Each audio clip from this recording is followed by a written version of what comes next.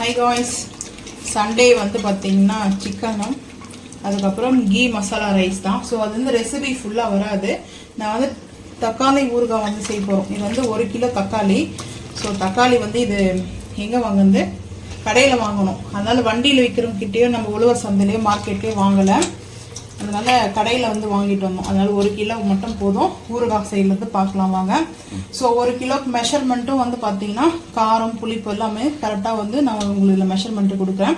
First இந்த மாதிரி நல்லா தண்ணியில் வாஷ் பண்ணிட்டு தான் அதுக்கப்புறம் நம்ம ஒரு டிஷ்ஷை வச்சு நம்ம அந்த வாட்டரில் நம்ம கூட தொடச்சி எடுத்துக்கலாம். ஸோ நம்ம வந்து இதை அரைக்க போகிறோம் இப்போ அப்படியே. அதனால உடனே நம்ம இதை வந்து கட் பண்ணி எடுத்துக்கலாம். 1 கிலோ போகிறதுனால சீக்கிரமாக யூஸ் ஆகிடும் இல்லையா? ஸோ அதனால தான் அரைக்க தான் போகிறோம்.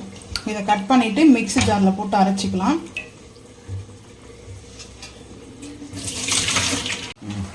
ஒரு கிலோ தக்காளிக்கு மெஷர்மெண்ட் வந்து பார்த்தீங்கன்னா 1 கப் அளவுக்கு. ஏன்னா பூண்டு கொஞ்சம் கூட வைக்கலாம்னு சொல்லிட்டு பூண்டு வந்து கம் பண்ணிக்கலாம். ஸோ 50% எடுத்துக்கலாம். நான் வந்து பார்த்தீங்கன்னா ஒரு 75% எடுத்துருக்கேன்.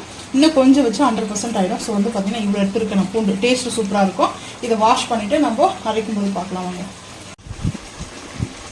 தக்காளி வந்து பார்த்தீங்கன்னா இந்த மாதிரி இருந்து எடுத்துடணும். சென்ட்ரல் பகுதி வந்து எடுத்துடணும்.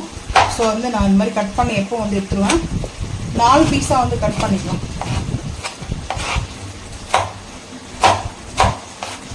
கொஞ்சம் பழமாக இருந்தால் இருக்கும். அப்போயே ஊறுகாய் போடணும்னு நினச்சி தான் வந்து வாங்கிட்டு வந்தோம் 5 கிலோ.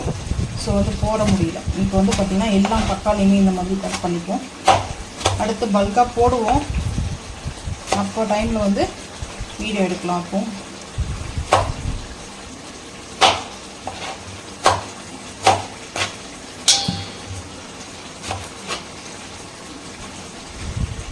பூண்டு அலசி எடுத்து வச்சிருக்கிறேன். தக்காளி ஊறுகாய்க்கு வந்து சேர்த்துக்கலாம். 1 கப்பு பூண்டு.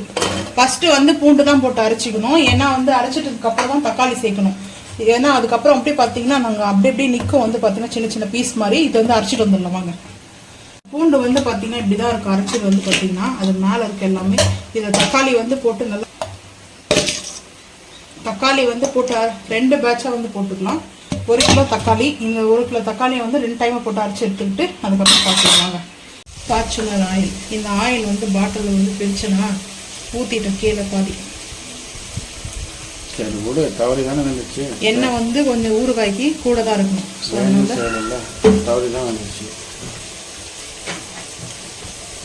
எப்படியோ பரவாயில்ல தவறி விழுந்துச்சுன்னு சொல்லிட்டு இப்போ வந்து அரைச்சி வச்சதை சேர்த்துட்டு தான் பூண்டும் தக்காளி மட்டும் தக்காளி ஊறுகாய்க்கு வந்து அரைச்சிருக்கேன். வேறு எதுவும் வந்து சேர்க்கல.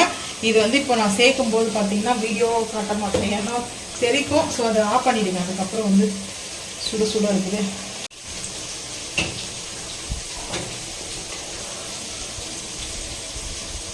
சேர்த்தாச்சு. இது வந்து இந்த மாதிரி ஈரக்கெல்லாம் இருக்கக்கூடாது. தொடச்சி எடுத்துட்டேன்.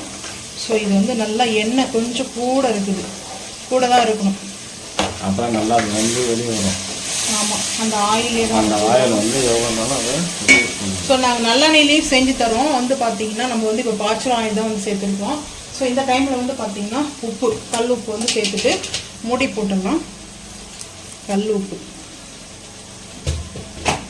அதுக்கப்புறம் இந்த டைமில் உடனே வந்து பார்த்தீங்கன்னா காஷ்மீரி மிளகாய் தூள் பவுடர் தான் நம்ம வந்து சேர்க்குறோம். 1 கிலோவுக்கு நான் வந்து 1.5 ஸ்பூன் எடுத்துருக்கேன். அதுக்கப்புறம் வந்து பார்த்தீங்கன்னா வெந்தயம் கடுகெல்லாம் நம்ம சேர்க்க போகிறோம். பெருங்காயமும் சேர்ப்போம். ஸோ பெருங்காயம் வந்து பார்த்தீங்கன்னா இப்போ சேர்த்துக்கலாம். ஏன்னா அதுதான் மெயின். வந்து இந்த பச்சை வாசனை இந்த மிளகாத்தூள் வந்து பார்த்தீங்கன்னா எதுக்காக நம்ம இப்போ சேர்க்கணும்னா, சில பேர் வந்து செஞ்சு முடிச்சுட்டு சேர்ப்பாங்க. அப்படிலாம் கிடையாது. இது வந்து அந்த தக்காளியோட ஸ்மெல்லு ஸோ அதெல்லாம் வந்து போயிடும். அது இல்லாமல் இந்த மாதிரி நம்ம வந்து சேர்க்கும்போது நல்லா கலர்ஃபுல்லாகவும் இருக்கும் பார்க்குறதுக்கு. சிம்மில் வச்சுருக்கேன் ஏன்னா தெறிக்க வச்சிரும். ஸோ அதனால் நல்லா இது கொதிக்கணும். ஓப்பன்லேயே வந்து வைக்க வேணாம், கேப் போட்டுருவோம். இப்போ வந்து பார்த்தீங்கன்னா டிடி பெருங்காயம் எடுத்துருக்கேன்.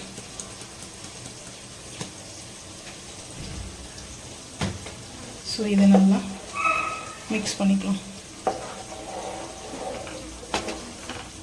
மிக்ஸ் பண்ணிவிட்டு ஹை ஃப்ளேமில் இப்போ வந்து ஆன் பண்ணிடுவோம்.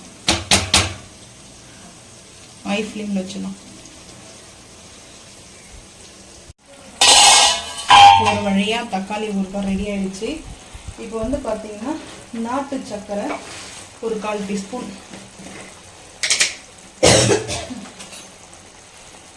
வெல்லம் கூட சேர்த்துக்கலாம். நாட்டு சர்க்கரை இதில் அவ்வளோவா ஸ்வீட் இருக்காது, ஸோ அதனால் இன்னும் கொஞ்சம் சேர்த்துக்கிறேன். இனிப்பு வந்து கம்மி தான் நாட்டு சர்க்கரையில்.